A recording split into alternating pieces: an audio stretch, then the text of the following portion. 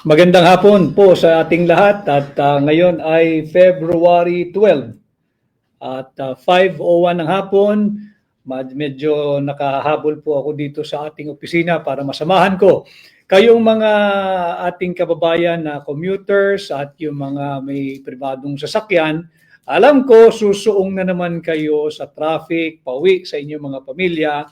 And of course, yung iba naman ay magtatrabaho, papasok sa opisina, papasok sa eskwela.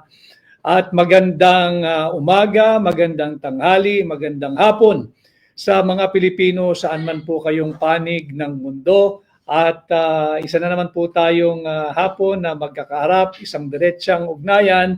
Kasama po ang inyong lingkod, Attorney Vic Rodriguez, number 56 sa balota, ang inyo pong formal at opisyal na aplikante pagka-senador.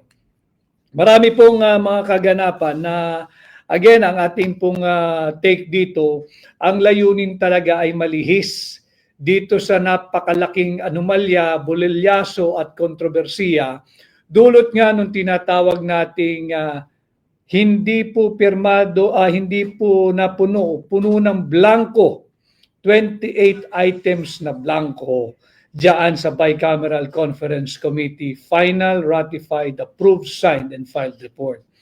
Ulit-ulitin po natin, hindi po tayo lalayo sa usaping ito. Kahit ano pong diversion or deflection ang gagawin ng administrasyon ni Bongbong Marcos. Marami yung nagpatid na mensahe kanina na meron na naman daw pong rekomendang kaso laban kay Vice President Inday Sara Duterte. Ito'y kasong kriminal. At pilit nilang ang pinag-uusapan ay Duterte pa rin. Kung hindi man si Pangulong Duterte, ay si Vice President Inday Sara Duterte. Sino ba ang Pangulo? Tila si Pangulong Duterte pa rin. At yan nga pong ginagawa nila, pilit na linalayo ang usapin dito sa napaka-anomalya, criminal, unconstitutional, immoral, illegal, invalid, 2025 budget. At kagaya po ng ating titulo ngayong hapon, yung enrolled bill na amin pong na-discovering panibago ay wala pong pirma ng Speaker of the House, ng Senate President, ng Secretary General ng House of Representatives at pati ang Sekretaryo ng Senado. Walang pirma, blanco.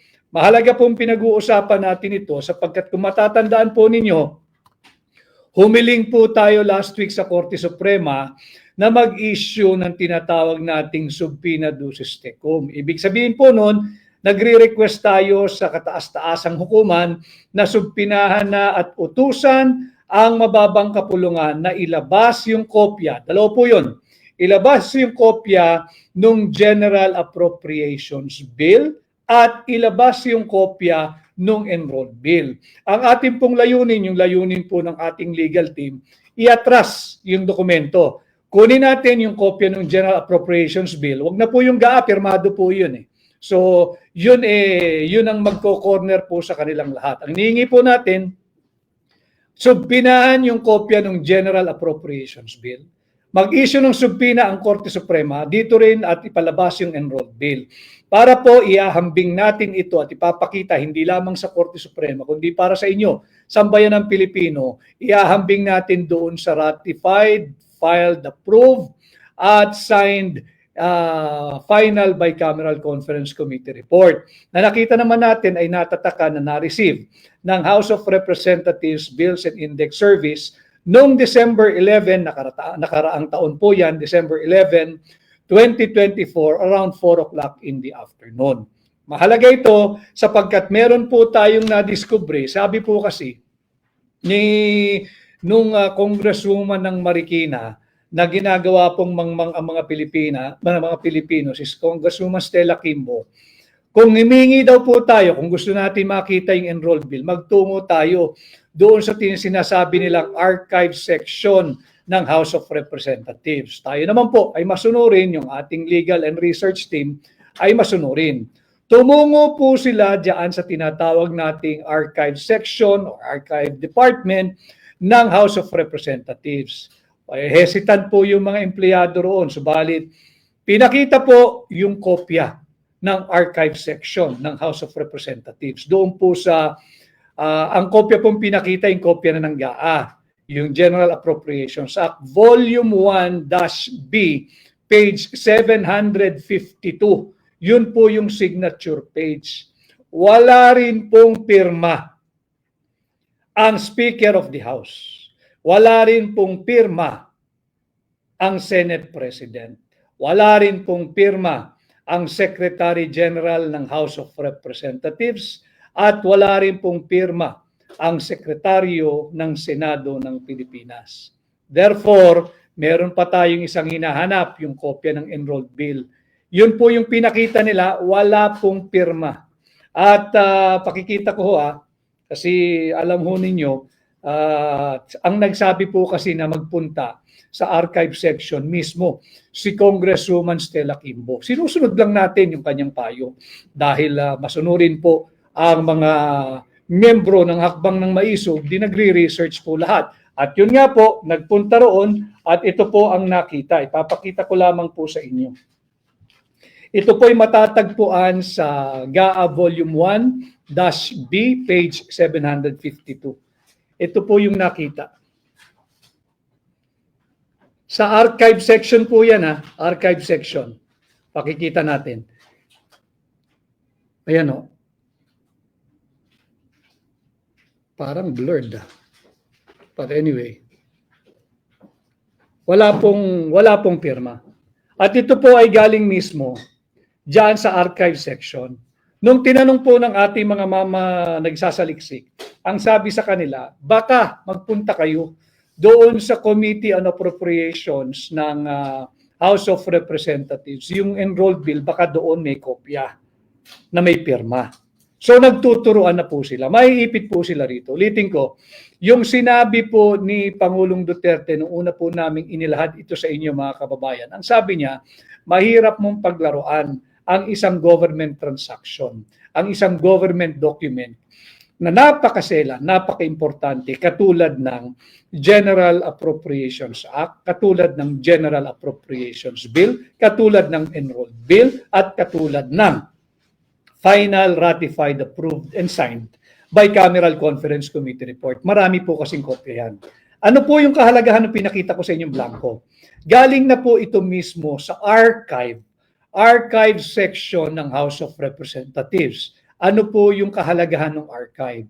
Yung archive po, mga kababayan, yan po yung repository o taguan ng mga original or faithful reproduction or faithful copy of a document. Nang sa ganun, pag kinakailangan, kagaya ng ginagawa po natin, meron ng live case o may isang kaso sa Korte Suprema, humihingi tayo na makapag-issue ng subpoena, meron po talagang lagakan o taguan ng mga mahalagang dokumento. Kagaya nga nitong hinahanap nating enrolled bill, tinatawag nating GAB at yung GAA. Nakita po natin, ulitin ko, yung kopya po ng larawan na ating nakuha ay yung Volume 1-B, page 752 of the General Appropriations Act. Wala pong pirma.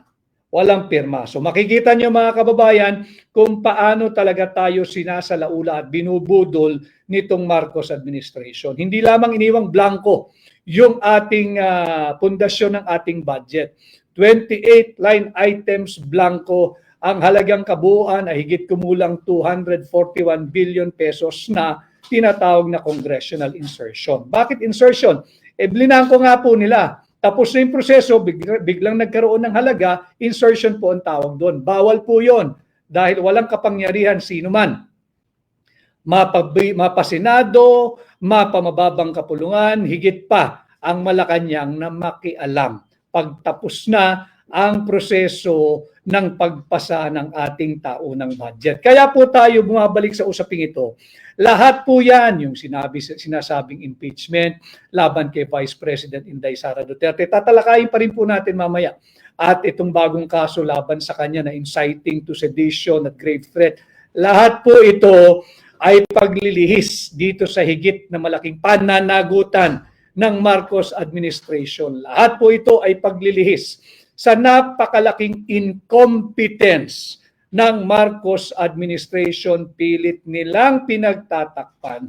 Hindi po natin sila dito lulubayan at nakikiusap nga ang ating mga abogado sa ating Korte Suprema na mag-issue po kayo ng subpina, ilabas ang kopya ng enrolled bill, ilabas ang kopya ng General Appropriations Bill nang sa ganoon ay mapadali ang pagpapakita ng ebidensya na illegal, immoral, unlawful, criminal at unconstitutional ang 2025 budget ng administrasyon ni Bongbong Marcos. Ang batiin ko lamang po ang mga Green Hills Muslim Business Club headed by the President na aking pong nakarap si Engineer Nasif Malawani. Maraming salamat sa iyong pagtanggap sa akin kanina. At ang ating pong mga kapatid na Muslim from Lanao, ang Ranao Peoples of Integrity. Mahalaga po sa kanila yung salitang integrity yung Ranao Peoples of Integrity, ang kanila pong Pangulo ay ang scholar o si Alim Jalal Bayabao. Maraming salamat po sa ating napakabuluhang pagpupulong kanina. Mahaba po kaming nagharap at ganda ng resulta ng aming pagharap. Bahagi ng ating ginagawang second day ng ating kampanya bilang aplikante at kandidato po ninyong senador. Ganon din kay Sultan Jerry Magarang ng former administrator po ito ng ating mga kapatid na Muslim dyan sa Manila Golden Mosque and Cultural Center. Maraming salamat po at sa Green Hills Muslim Traders Association. Malaking grupo, nagkaharap-harap po kami, nakapagkausap, nagkaroon ng konsultasyon at maraming salamat po sa inyong pagpapahiram ng inyong tiwala sa akin. So balik po tayo dito sa usapin ng nabisto po natin sila. Ito po yung nakita ng ating research team. Pakita ko lamang po sa inyo. Ito po yung itsura ng Volume 1B. Yan po yan. Volume 1B. Pakita ko lamang po. Volume 1B. No. Ayan. Volume 1B. At titingnan po niyo, nandiyan po siya sa page 752. Doon po sa page 752 na sinasabi ko, ito naman po ang makikita ninyo. Wala pong pirma. Walang pirma ang Speaker of the House, wala pong pirma yung President of the Senate, wala pong pirma yung Secretary of the Senate, wala rin pong pirma yung Secgen ng House at wala rin pong pirma si Bongbong Marcos. Pinapakita po natin ito dahil nga dito sa ating pakikipag-ugnayan sa inyo, tunay at tapat na impormasyon ang ating binabahagi. Pinipilit nating pasimplihin ang napakaraming importante at mahalagang usaping panlipunan na dapat po maintindihan ng bawat Pilipino sapagkat dito po sa ating pahina, kasali po kayong lahat, wala pong ranggo dito, walang mayaman, walang katamtaman, walang mahirap. Dito po ay pahayagan, dito po ay pahina, dito po ay plataforma ng lahat ng Pilipino. At dito po kasali kayong lahat dahil pera ninyo ang ating binabantayan. Pinipigilan natin na patuloy tayong budulin ng Bongbong Marcos administration. Nurulaj Karon Kader, Attorney Vic, kamusta po file nyo about sa BICAM? Nag-aantay po tayo mag-lapse yung 10 days non-extendable period na binigay ng Korte Suprema dito sa Senado at sa mababang kapulungan, pati na rin sa tanggapan ng Pangulo na sila po ay mag-file ng kanilang comment. So yun po ay tatakbo kapag natanggap na nila yung kanilang kopya ng kautusan na sila ay mag-file ng comment. Subalit mahalaga na sana ay makapag-issue na rin agad nung subpina ang ating kataas-taasang hukuman para doon sa tinatawag na enrolled bill at ito nga pong General Appropriations Bill sapagkat may nakita na tayo dito mismo sa archive section ng House of Representatives.